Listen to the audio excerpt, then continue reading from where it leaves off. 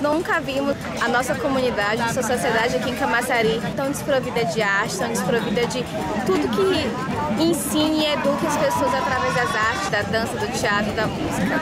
Passamos por um momento muito difícil. Desde 2013 foi lançado o primeiro edital cultural em Camaçari. Até hoje não tivemos nenhum retorno, não houve nem convocação, ninguém apareceu mais. É esse estado que está em Camaçari em relação à cultura.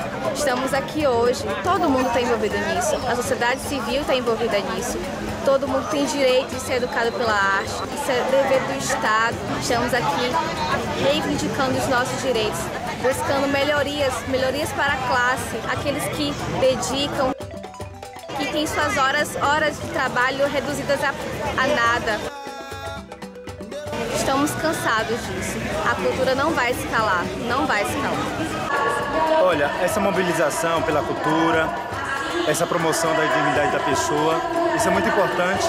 Aqui, diante da igreja de São Tomás, é um grito para que o governo seja mais sensível ao tema da cultura e que essa juventude seja valorizada. Porque tudo que toca a juventude é muito importante no processo do ser humano, na mobilização mesmo artística, porque a arte faz parte do ser humano.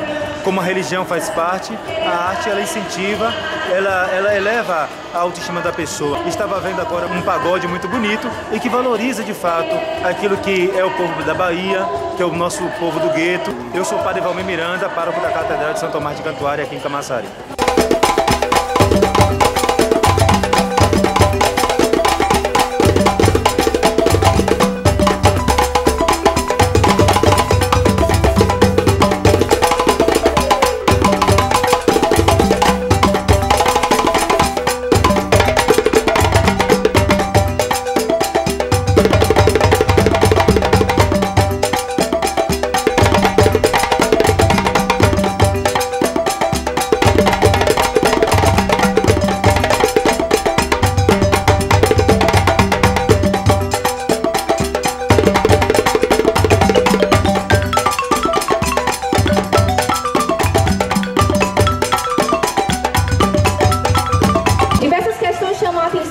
Dos artistas de dança.